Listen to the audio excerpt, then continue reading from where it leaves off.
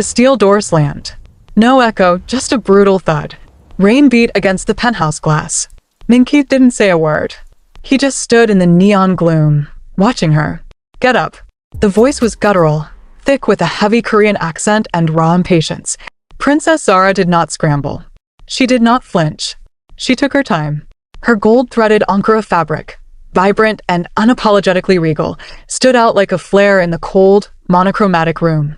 She smoothed out a crease in her skirt, her movements agonizingly deliberate, before finally lifting her chin to meet the eyes of her new owners. Min-ki Baek scoffed, rolling his shoulders. He was fire in a bespoke suit, the collar unbuttoned, tattoos creeping up his neck like black vines.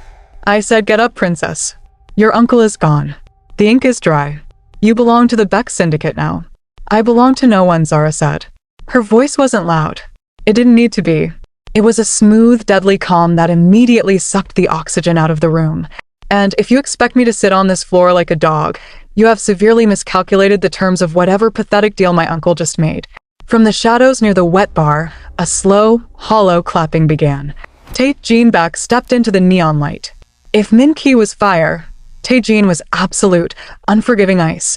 His suit was immaculate, his posture rigid, his dark eyes analyzing her with the terrifying precision of a machine. He held a crystal glass of whiskey, swirling the amber liquid slowly. "Fascinating," Tae-jin murmured, his voice a low, terrifying vibration. "Collateral that talks back."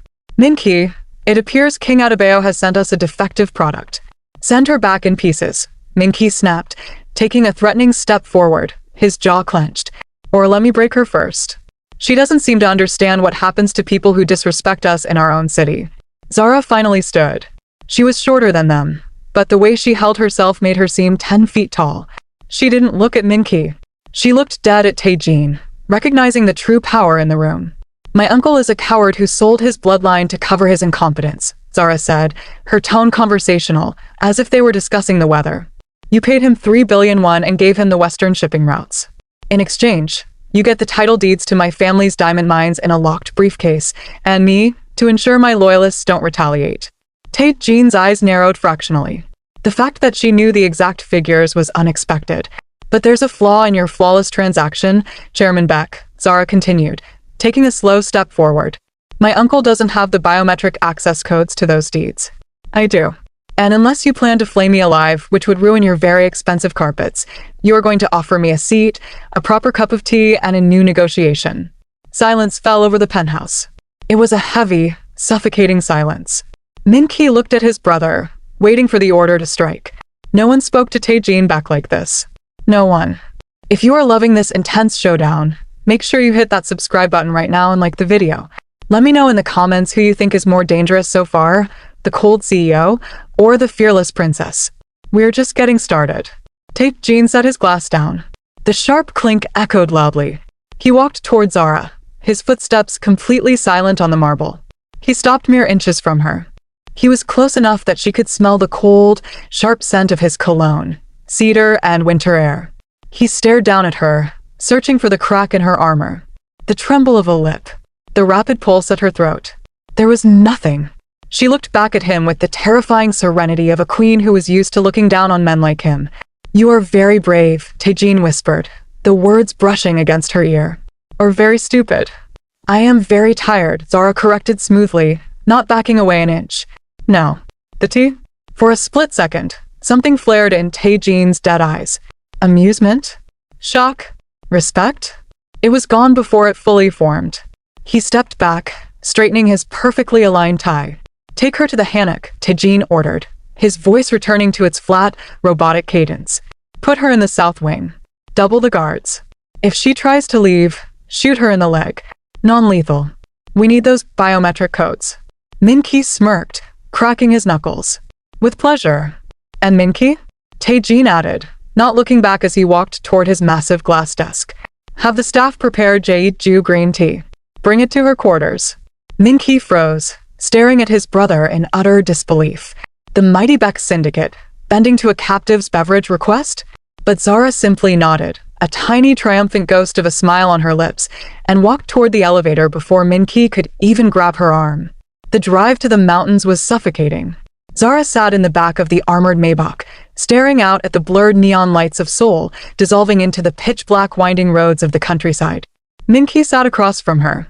He hadn't stopped glaring at her since they left the penthouse. The tension in the car was thick enough to choke on.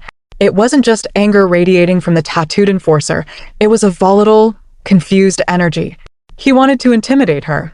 He needed to see her break. "You think you won something back there?" Min-ki finally growled, leaning forward. His broad shoulders blocked out the passing streetlights, casting her in shadow. "Tae-jin is just playing with you.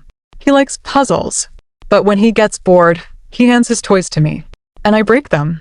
Zara turned her gaze from the window to him. "You talk entirely too much for a man who is supposed to be dangerous." Min-ki lunged. It was a blur of motion.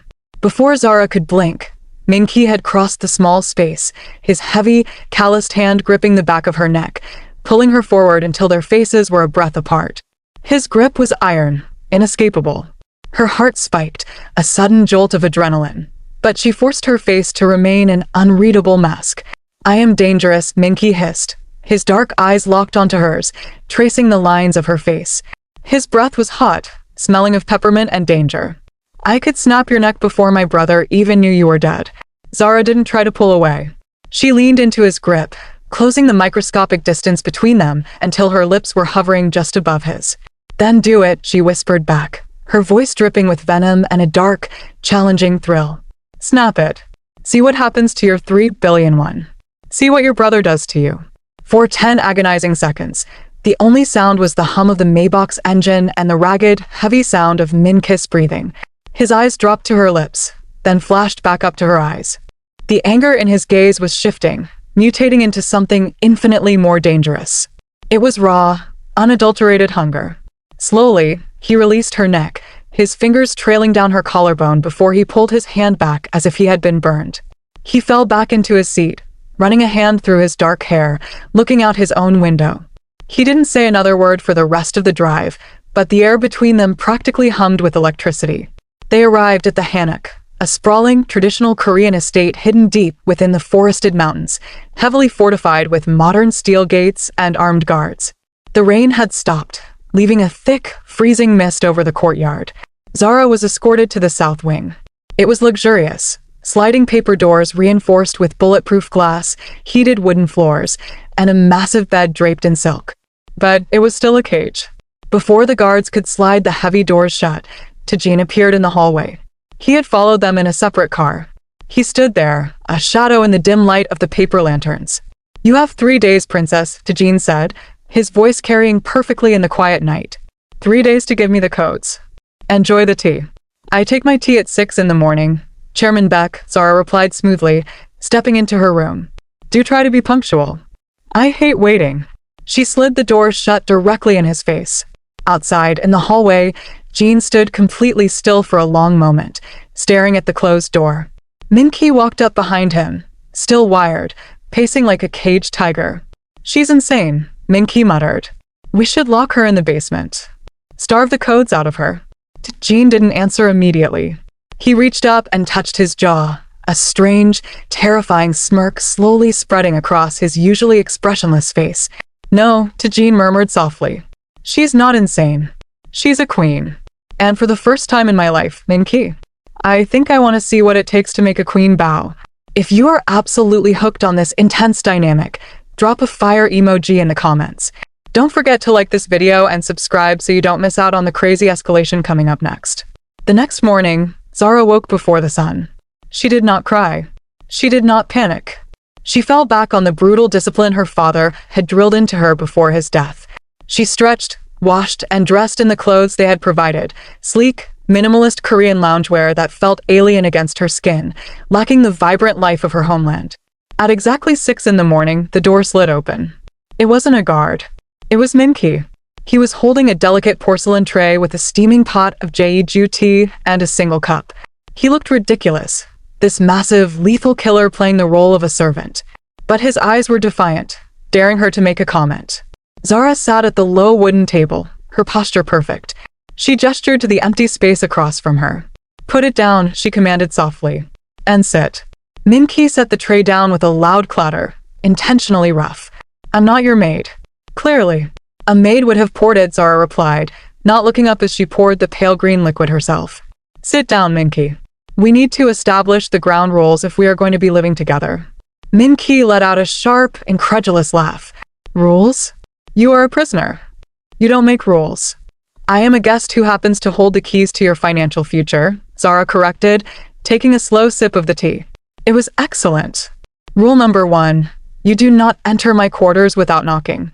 Rule number 2, you do not threaten me unless you fully intend to kill me in that exact moment. Empty threats are boring, and I bore easily. Min-ki leaned over the table, planting his large hands flat on the wood.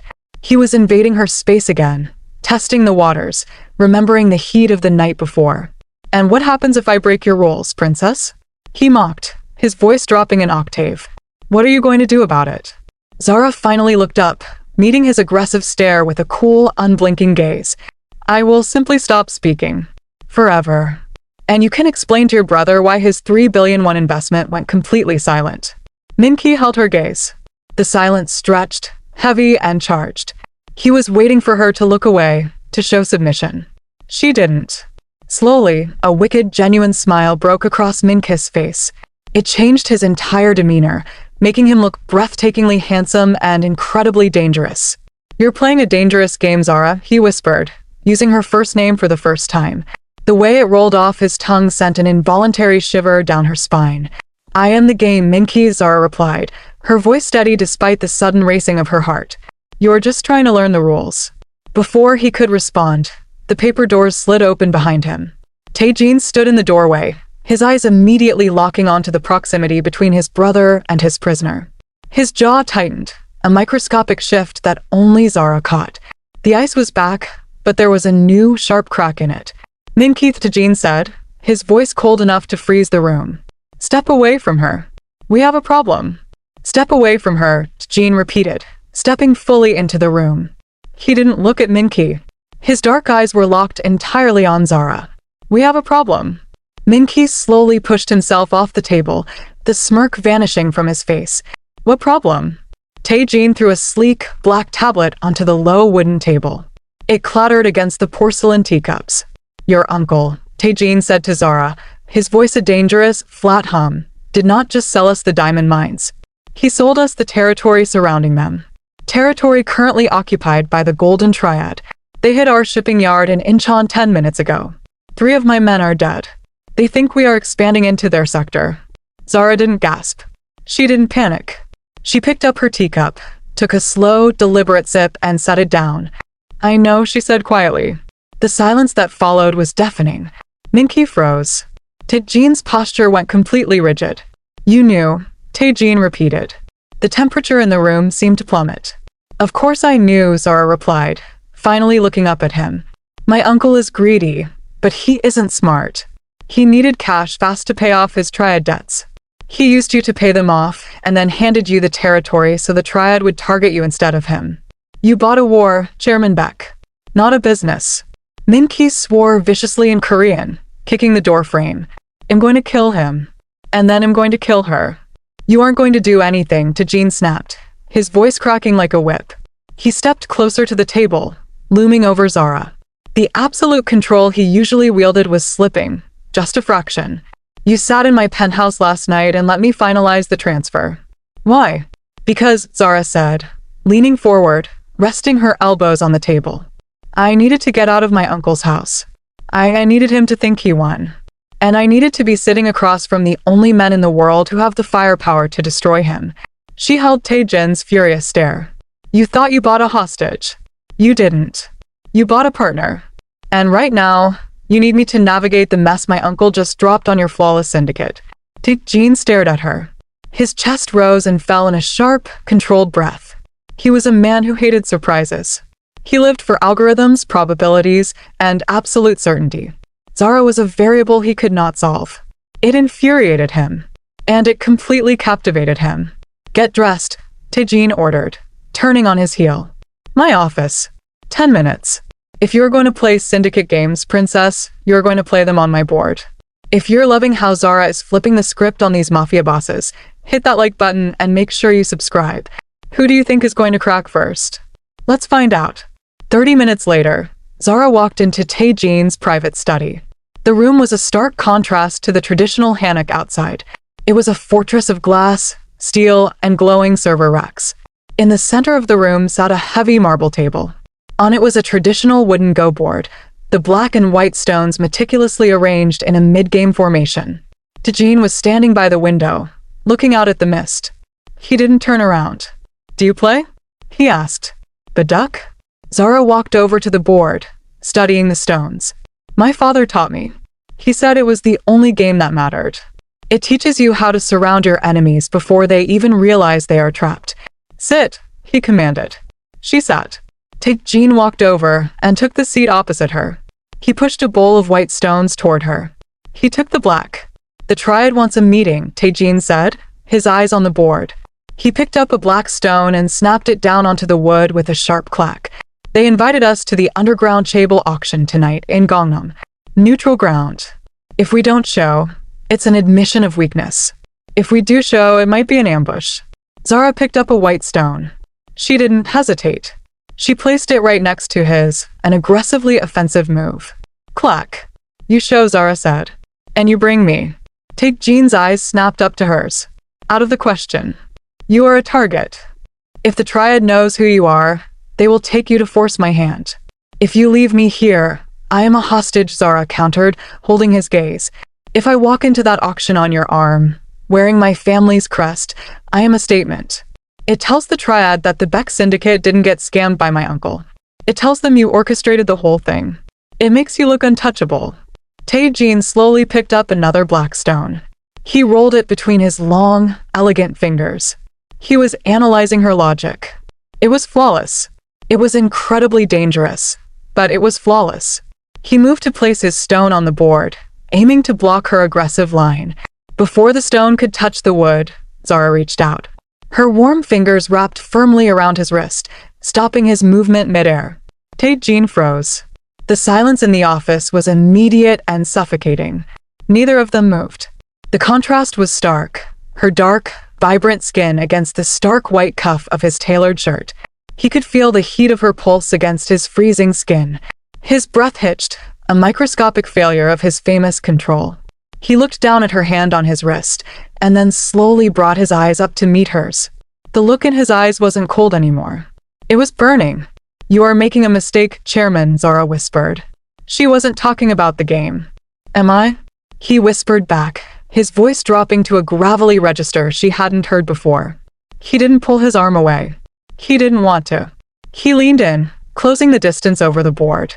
"Tell me, Zara, if I bring you into the dark with me tonight, will you run? Or will you burn it down with me?" "I don't run," she said softly, her thumb lightly brushing his pulse point. She felt his heart skip a beat beneath her touch. "I conquer." Slowly, agonizingly, Tae-jin pulled his hand from her grasp. He dropped the black stone back into the bowl. He had forfeited the turn. He had forfeited the game. "Tonight," Tae-jin said, his voice ragged.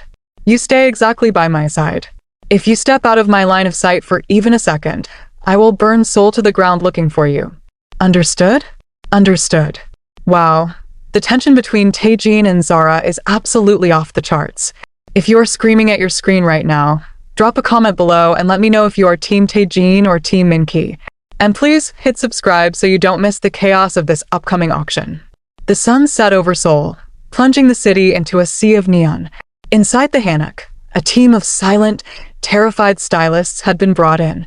They worked quickly, speaking only in hushed whispers. When they finally stepped back, Zara looked at herself in the full-length mirror. She looked dangerous. They had dressed her in a custom floor-length gown of deep, shimmering emerald silk. It clung to her curves like liquid armor. The back plunged dangerously low, and a high slit allowed for absolute freedom of movement. It wasn't just a dress, it was a weaponized aesthetic. She looked every inch a royal, but sharp enough to draw blood. The sliding doors opened. Min-ki walked in. He was wearing a bespoke black tuxedo. He looked like a beautifully tailored nightmare. He stopped dead in his tracks the second he saw her. The air in the room instantly vanished. Min-ki didn't speak. He just stared. His dark eyes dragged slowly from the hem of her gown, up the long curve of her leg, across the silk at her waist, until he finally met her eyes in the mirror. His chest was rising and falling heavily. Tae-jin is out of his mind, Min-ki muttered, his voice hoarse. He took a slow step into the room, his eyes never leaving hers. He can't take you out there looking like this. Zara turned to face him fully. Why not?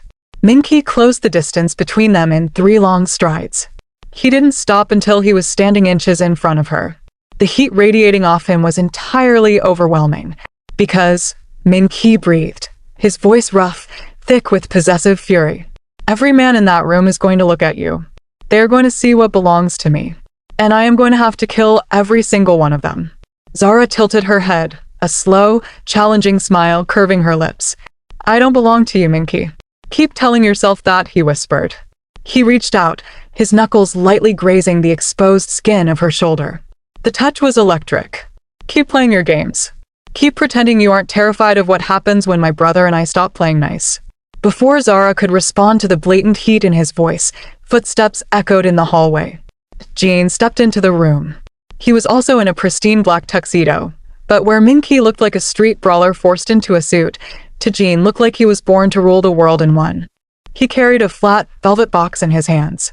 He looked at Min-ki, a silent, deadly warning passing between the brothers, before turning his attention to Zara. The moment he saw her, his footsteps faltered. For the first time since she met him, the Ice King looked completely undone. He walked up to her, ignoring Min-ki entirely. He opened the velvet box. Inside lay a heavy, intricate diamond necklace. It wasn't modern. It looked ancient. Turn around, Tae-jin commanded softly. Zara turned, facing the mirror again. Min-ki stepped back, leaning against the wall, watching them with dark, narrowed eyes. Tae-jin stepped close behind her. She could feel the heat of his chest against her bare back. He lifted the heavy diamonds, his cold fingers brushing against her collarbone as he brought the necklace around her throat. The contrast of his freezing touch against her skin made her gasp softly. Tae-jin froze. He met her eyes in the mirror. His hands rested on her shoulders, heavy and grounding. The clasp of the necklace was forgotten. He was just looking at her, his walls completely shattered for one single, terrifying second. If anyone touches you tonight, Tae-jin whispered, leaning down so his lips brushed her ear, sending a violent shiver down her spine. I will end their bloodline. Do you understand me, my queen? The armored Maybach didn't just park. It slammed to a halt in the subterranean concrete garage of the Gangnam Tower. Tires shrieked. Before the vehicle even settled, Min-ki kicked his door open. He stepped out into the dim, flickering fluorescent light, a heavy matte black pistol already sliding smoothly into his shoulder holster. He scanned the shadows, his jaw tight. Tae-jin exited next. He didn't rush. He simply buttoned his tuxedo jacket with one hand, his eyes scanning the perimeter with cold, digital precision. Zara stepped out last. The emerald silk of her gown dragged slightly against the rough concrete. She didn't look like a woman walking into a war zone. She looked like she owned it. Min-ki walked around the trunk, his eyes dropping to her bare hands. He reached to his ankle, pulled a sleek, silver tactical blade from a hidden sheath, and held it out to her handle first. Don't stab yourself, princess, Min-ki grunted, refusing to look her in the eye. Zara took the blade. The metal was still warm from his skin. She didn't flinch. She slid it smoothly into the high slit of her dress, securing it against her thigh. I'll try to save some for you, Min-ki, she replied smoothly. Tae-jin didn't smile, but a dark shadow of approval crossed his face. He held out his arm. Zara took it.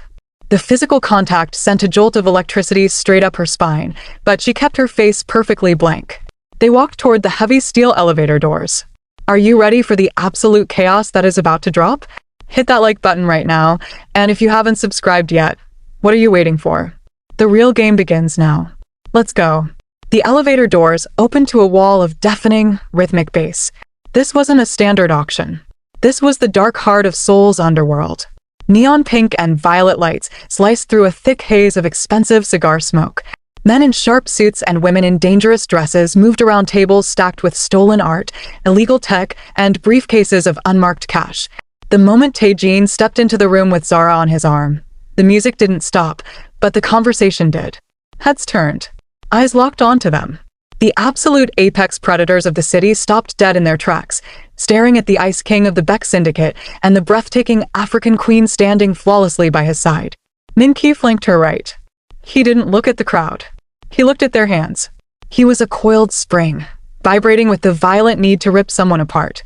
A man detached himself from the VIP booth in the back. He wore a white suit, a stark contrast to the dark room. He had a jagged scar running from his ear to his collarbone. Tae-jin murmured softly, leaning his head slightly toward Zara. Leader of the Golden Triad. Do not speak to him. Wei stopped 5 feet away. He smiled. It was an ugly, hungry thing. Chairman Baek, Wei said, his Korean heavily accented. You actually came. And you brought a very expensive distraction. Wei's eyes dragged over Zara's emerald gown. He didn't bother hiding his lust. It was a calculated insult to Tae-jin. Min-ki took a half step forward, his hand twitching toward his jacket. Tae-jin threw his left arm out, silently blocking his brother. Wei, Tae-jin said, his voice flat, completely devoid of emotion. You attacked my shipping yard. You cost me 3 men. If you look at her like that again, I will cost you your eyes. The crowd holding its breath collectively gasped. Tae-jin Baek didn't make threats. He just executed people. This level of public, emotional aggression was unheard of. Wei laughed, but it was hollow. Big words over a piece of collateral, Baek. Your uncle told me she was fierce. I wonder how fierce she'll be when I take this territory from you and keep her for myself. Zara didn't wait for Tae-jin to respond. She let go of his arm.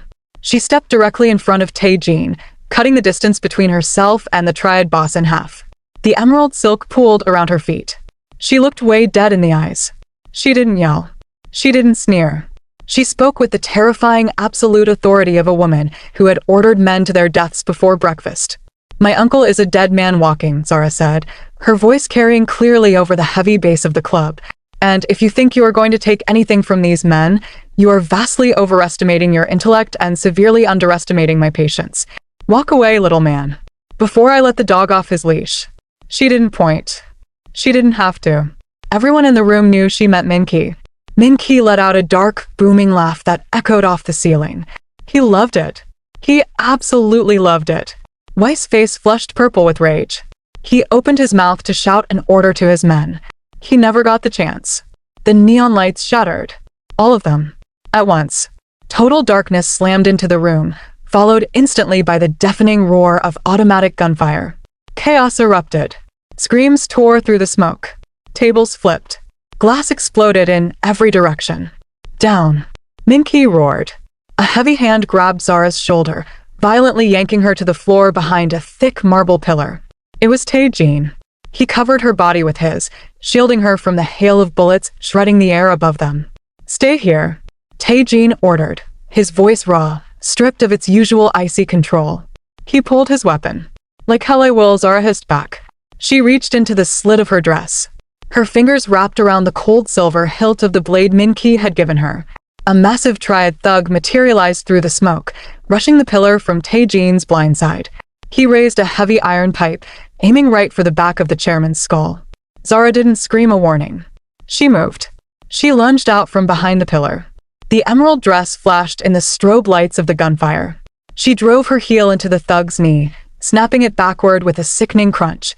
As the man fell forward with a howl of pain, Zara drove the hilt of the blade upward, cracking him squarely under the jaw. He dropped like a stone. Tae-jin spun around, his gun raised. He froze. Zara stood over the unconscious man, her chest heaving, her eyes wild and bright in the flashes of gunfire. She wasn't shaking. She was completely alive.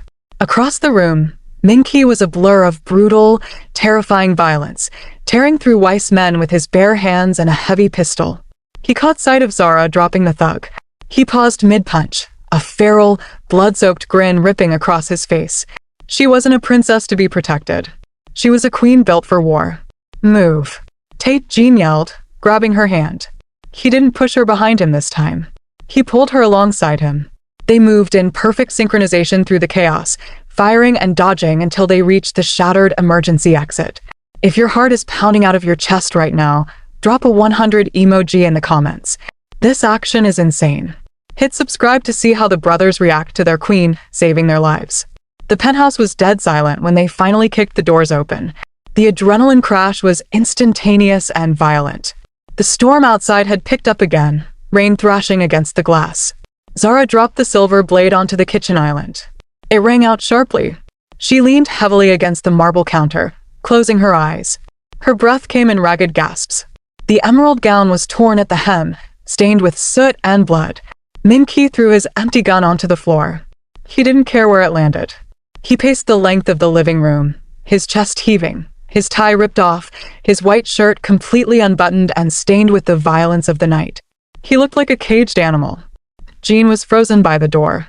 His tuxedo was ruined, his knuckles bruised, but his eyes were locked onto Zara with a terrifying, absolute intensity. "You're bleeding," Min-ki suddenly snarled. He stopped pacing.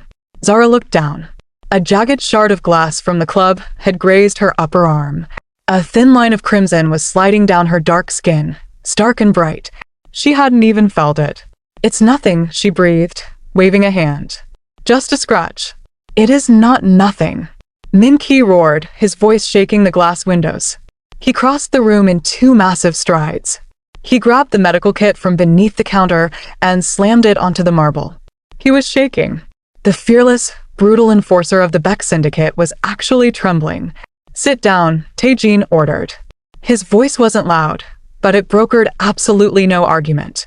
Zara sat on one of the high velvet bar stools. Tae-jin walked over. He didn't let Min-ki touch the wound. Tae-jin opened the kit, his movements jerky, uncoordinated. He pulled out a sterile wipe. He stepped into the space between her knees. He was so close she could feel the frantic, hammering rhythm of his heart through his ruined shirt. Min-ki flanked her on the left, his hands gripping the edge of the counter, so hard his knuckles were white. Tae-jin gently took her arm. His cold fingers felt different now. They felt desperate. He pressed the wipe against the cut. Zara hissed, a sharp intake of breath. Instantly, Tae-jin's head snapped up. His dark eyes met hers, wide and entirely stripped of his armor. The Ice King was gone. There was only a man, completely terrified of the blood on her skin. "I'm sorry," Tae-jin whispered, his voice cracking. He didn't look away from her eyes. "I'm sorry." Min-ki leaned in, his face inches from her shoulder. He wasn't looking at the wound. He was looking at her neck, at the pulse beating frantically against the heavy diamond necklace. "You stepped in front of him," Min-ki breathed, his voice a gravelly, obsessive purr. "You stepped in front of a loaded gun for him." "Why?" Zara looked back and forth between the two of them. The power in the room had shifted completely. It was a physical weight. They were towering over her, 2 of the most dangerous men in the world, and they were completely at her mercy. "Because," Zara said softly, reaching up with her Yunin-jured arm. She placed her palm flat against Tae-jin's chest, right over his racing heart. Then she looked at Min-ki, her eyes blazing with absolute authority. "You are my empire now, and nobody touches my empire." The silence that followed was heavy, thick, and suffocatingly hot. Min-ki let out a low, ragged groan. He couldn't take it anymore.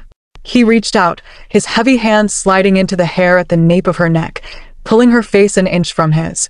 "You are going to be the death of us, Zara," Min-ki whispered, his eyes dropping to her lips, burning with raw, unfiltered hunger. Jin didn't pull Min-ki away. He didn't assert dominance.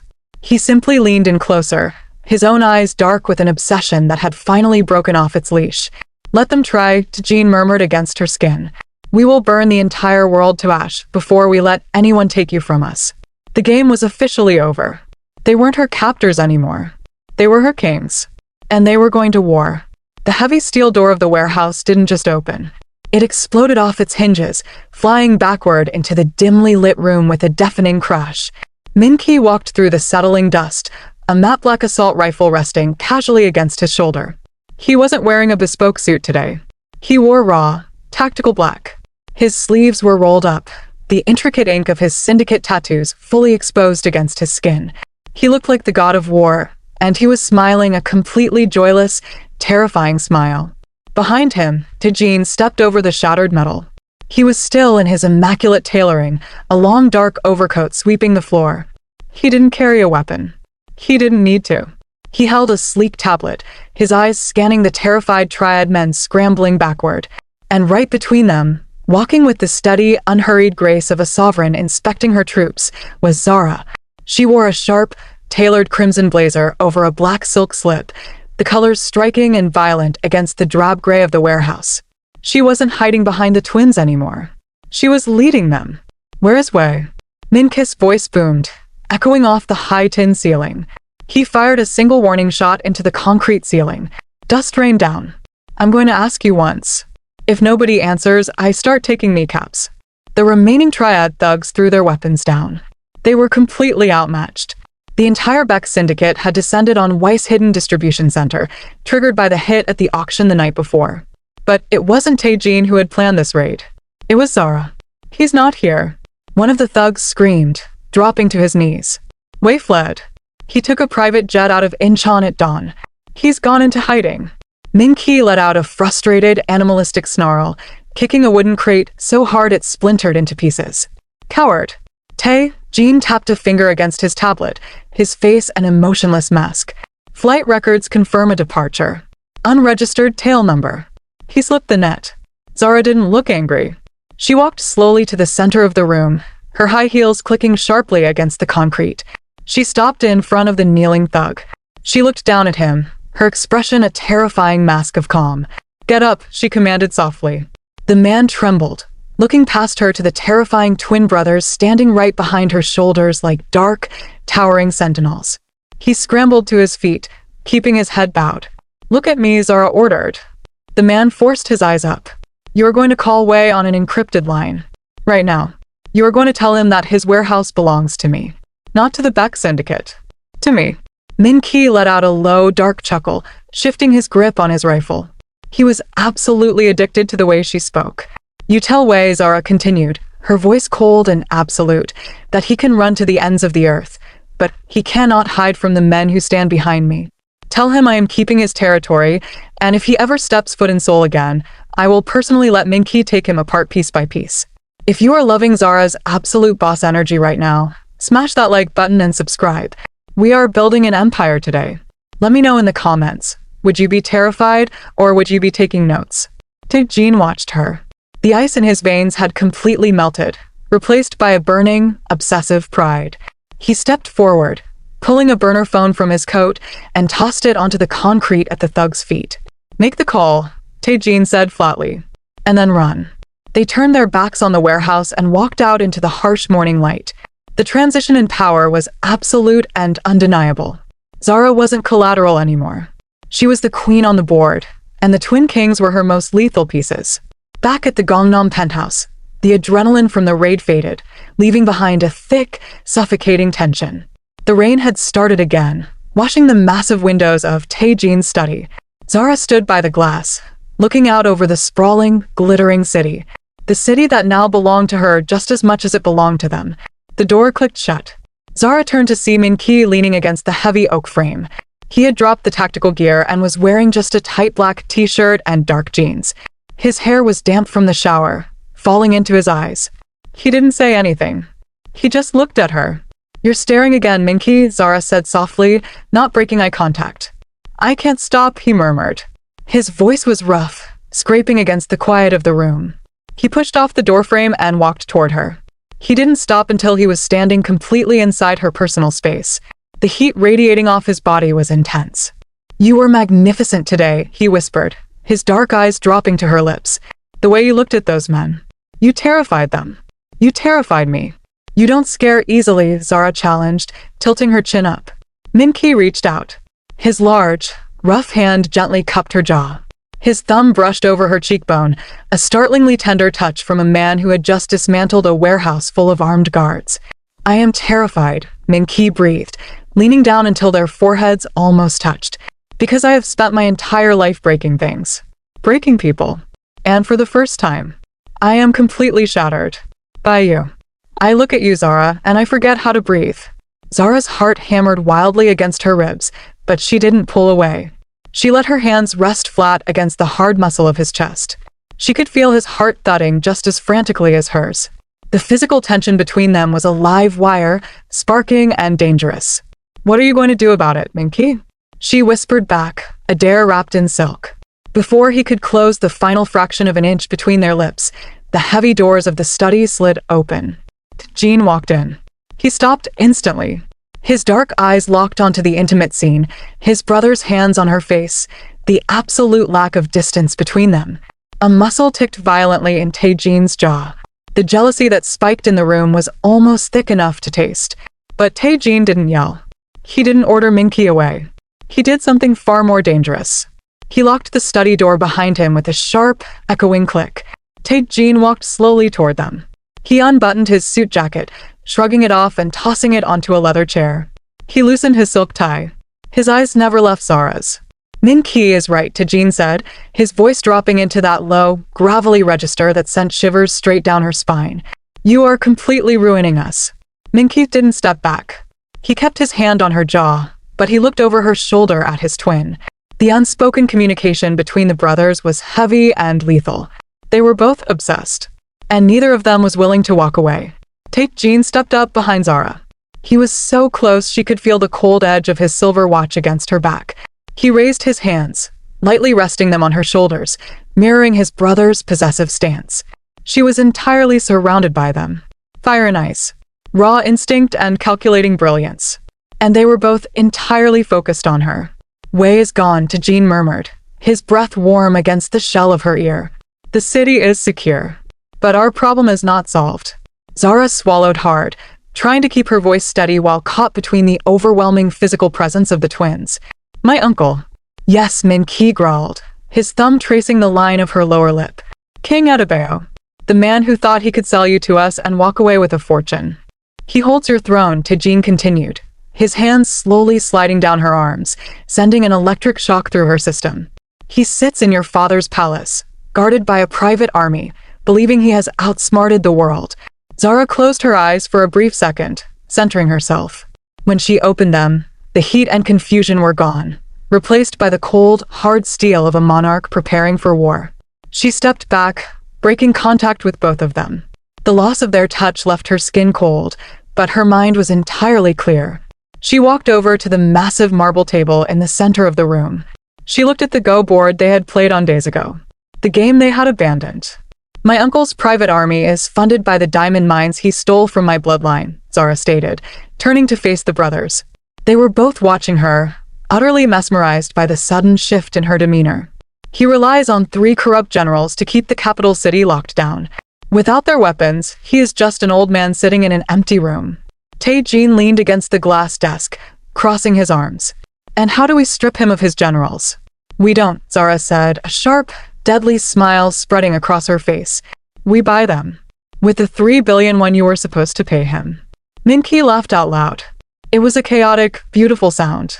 You want to use the money he extorted from us to buy his own army out from under him? I want to do more than that, Zara said, her voice dropping into a dangerous whisper. She walked back toward them, her eyes locking onto Tae-jin's calculating gaze.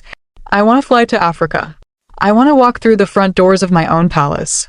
And I want the 2 most dangerous men in Asia walking right beside me when I take my crown back. Silence fell over the study. It wasn't the heavy, oppressive silence of their first night together. It was the crackling, electric silence before a massive storm breaks. Are you ready for the ultimate revenge arc? Drop a crown emoji in the comments right now. We are taking the fight to the palace. Make sure you are subscribed so you don't miss this epic showdown. Jean pushed off the desk. He walked over to a secure wall safe, dialed in a rapid combination, and pulled out a heavy steel briefcase. He dropped it onto the marble table. He popped the latches. Inside were stacks of pristine, high-grade passports, encrypted satellite drives, and gold bullion. My syndicate has never operated outside of Asia, Tae-jin said, his eyes burning into hers. You are asking me to mobilize an army, cross international borders, and initiate a hostile takeover of a sovereign nation's underground. I am, Zara said without a single trace of hesitation. Are you telling me the great Tae-jin Baek cannot handle the logistics? Tae-jin smiled. It was the first true, genuine smile she had ever seen on his face. It was breathtakingly handsome and entirely terrifying. I am telling you, Tae-jin whispered, closing the distance between them once again, his cold fingers brushing a stray curl away from her face, that I would tear down heaven and hell if you asked me to. We leave in 24 hours.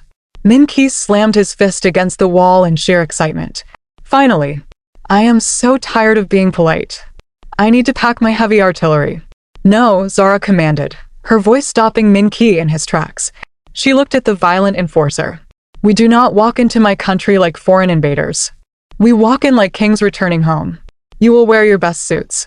You will look flawless. We are going to dismantle my uncle with absolute, terrifying class. Min-ki grinned, a dark, feral expression that promised absolute destruction. As you wish, my queen. The next 24 hours were a blur of high-stakes mobilization. The Baek Syndicate shifted gears from a defensive posture to an all-out offensive strike. Millions of dollars were moved through untraceable shell companies to quietly purchase the loyalty of King Adebayo's generals. Weapons caches were secured. Private jets were fueled. Zara stood on the tarmac of the private airstrip as the sun began to set over Seoul. The violent neon lights of the city she had conquered reflected in the sleek black paint of the massive jet waiting for them. She wore a long, sweeping trench coat over a tailored suit, the fabric a deep, royal purple. She looked completely untouchable. Min-ki walked up the stairs first, carrying a sleek silver briefcase that held the codes to the syndicate's financial empire. He didn't look back. He was ready for blood. Tae-jin stopped at the base of the stairs. He looked at Zara. The wind whipped his dark hair around his face. "Are you ready?" Tae-jin asked softly. "I have been ready my entire life," Zara replied. Tae-jin offered her his hand. She didn't hesitate this time. She took it. His grip was firm, warm, and absolute. They walked up the stairs together, leaving the neon skyline of Seoul behind them, flying straight into the heart of a war they were absolutely destined to win. The heavy tires of the syndicate's private jet slammed onto the scorching tarmac. The heat of the African sun instantly warped the air above the runway, a stark contrast to the freezing rain of Seoul. Inside the cabin, the tension was absolute. Min-ki loaded a sleek, matte black magazine into his pistol. The metallic click was loud in the quiet cabin. He slid the weapon into his shoulder holster, adjusting the lapels of a perfectly tailored midnight blue suit. He didn't look like a thug today. He looked like an apex predator in high fashion. Across from him, Tae-jin sat perfectly still. He wore a sharp charcoal suit, a silver tie clip catching the sunlight pouring through the window. He was tapping a slow, rhythmic beat against his knee. The Ice King was calculating the exact moment of their enemy's destruction. And standing by the cabin door was Zara. She wore a breathtaking, modern interpretation of her family's royal garments. Deep, rich gold fabric wrapped tightly around her waist, flowing into a structured, wide-legged pant. Her hair was pulled back, exposing the sharp, regal lines of her jaw. She didn't carry a weapon. She was the weapon. Tae-jin stood up. He walked over to her, his dark eyes sweeping over her entirely. He reached out, his cool fingers lightly brushing the gold fabric at her shoulder. "The palace is 10 miles away," Tae-jin murmured, his voice low, scraping against the silence. "General Musa has confirmed the wire transfer. The outer perimeter guards will step down the moment they see your face." "And if they don't?" Min-ki asked, stepping up right behind her. He didn't touch her, but the raw heat radiating from his body was a physical weight against her back. Zara looked back and forth between the two of them. Her pulse hammered, not from fear, but from the intoxicating, overwhelming power of having these two lethal men completely devoted to her will. "If they don't," Zara said smoothly, a dark thrill lacing her voice, "you have my permission to ruin their day, Min-ki." Min-ki flashed a feral, brilliant grin. "I was hoping you'd say that. If you're hyped for this royal takedown, hit that subscribe button right now. Drop a fire emoji in the comments because the Baek Syndicate is about to show the king exactly what happens when you steal from a queen." The royal palace was drowning in excess. King Adebayo stood at the head of the grand banquet hall, holding a crystal glass of champagne. The room was packed with corrupt politicians, frightened aristocrats, and heavily armed loyalist guards. He was celebrating his absolute control, entirely convinced that the niece he sold off was broken and forgotten halfway across the world. He raised his glass to make a toast. He never got to speak. The massive, 12-foot-high mahogany doors of the banquet hall didn't just open. They were kicked inward with such violent force that the heavy wood slammed against the stone walls, shattering the plaster. The music instantly died. The room froze. Zara walked through the dust and splintered wood. Her high heels clicked sharply against the marble floor. The sound echoed like a countdown. A collective gasp ripped through the crowd. Men backed away. Women covered their mouths. King Adebayo dropped his champagne glass. It shattered at his feet, the sound completely ignored. Zara didn't stop until she reached the center of the room. She was flanked flawlessly. On her right, Tae-jin walked with a terrifying, absolute calm, his hands resting casually in his pockets. On her left, Min-ki moved like a panther off its leash, his dark eyes instantly locking onto every armed guard in the room, silently daring them to draw their weapons. Zara, King Adebayo choked out, his face drained of all color. He gripped the edges of his podium. "How? You belong to the Koreans." Zara tilted her head. A slow, razor-sharp smile touched her lips. "I belong to no one, uncle," she said, her voice carrying effortlessly through the dead silent hall. "But I did bring them with me. I hope you don't mind. They are very protective." Adebayo panicked. He pointed a shaking finger at the trio. "Guards! Arrest them! Shoot them! Treason!" 30 royal guards raised their assault rifles. The metal clattered loudly in the room. Min-ki didn't flinch. He didn't even reach for his gun. He just laughed. It was a dark, booming sound that made the hair on the back of the aristocrat's neck stand up. Tae-jin finally pulled his hands from his pockets. He pulled out a sleek mobile phone. He looked at General Musa, the head of the king's army, who was standing right next to Adebayo. "General," Tae-jin said, his voice flat, completely devoid of emotion. "Check your offshore account." General Musa pulled out his phone. He stared at the screen for exactly 3 seconds. His eyes widened in absolute shock. He looked at Tae-jin, then at Zara. Slowly, deliberately, General Musa lowered his weapon. "Stand down," the general barked into his radio. In perfect synchronization, all 30 guards lowered their rifles, stepping back and clearing a direct path to the king. Adebayo screamed, grabbing Musa by the collar. "What are you doing? I am your king. I pay you." "You paid him with stolen diamond money, uncle," Zara interrupted, taking a slow step forward. "Chairman Baek just paid him 3 billion won to remember who the true heir to this throne is. You sold me to monsters. You just didn't realize I would become their queen." One loyalist guard, a massive man blindly devoted to the uncle, roared and lunged at Zara with a drawn combat knife. He didn't make it 2 steps. Min-ki moved faster than the human I could track. He intercepted the man, grabbing his wrist and snapping it backward with a sickening crunch. As the man dropped the knife and screamed, Min-ki drove a brutal knee into his chest, sending him crashing through a table of hors d'oeuvres. Min-ki casually straightened his cuffs, his chest heaving slightly. He looked around the room, his eyes blazing. "Anyone else?" Min-ki asked softly. Nobody breathed. "Are you absolutely obsessed with this dynamic? Give this video a like right now. Tell me in the comments, who had the colder moment, Tae-jin buying the army or Min-ki dropping the guard? Let's finish this." Zara walked up the short flight of stairs to the royal dais. Adebayo fell to his knees, utterly defeated, completely stripped of his power in less than 5 minutes. He sobbed, reaching for the hem of her gold pants. She stepped back in disgust. "Take him to the holding cells," Zara ordered without looking at him. General Musa's men dragged the screaming, crying former king out of the hall. The room was completely silent. The throne sat empty. Zara turned around. She looked down at the crowd.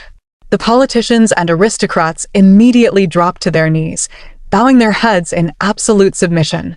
She didn't care about them. She looked at the 2 men standing at the base of the stairs. Tae-jin and Min-ki were looking up at her. The violent enforcer and the calculating billionaire.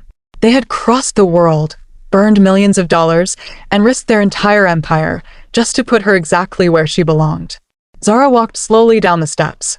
She stopped right in front of them. The tension between the 3 of them immediately spiked, entirely blocking out the hundreds of people watching them. Min-ki reached out. He didn't care who was watching. His heavy, calloused hand wrapped around the back of her neck, his thumb resting over her racing pulse. He pulled her a fraction of an inch closer, his eyes burning with a raw, possessive heat.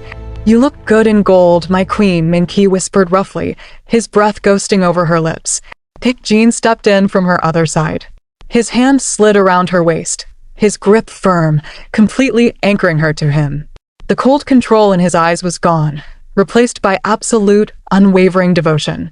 "The throne is yours," Tae-jin murmured, leaning his head down until his forehead rested against her temple.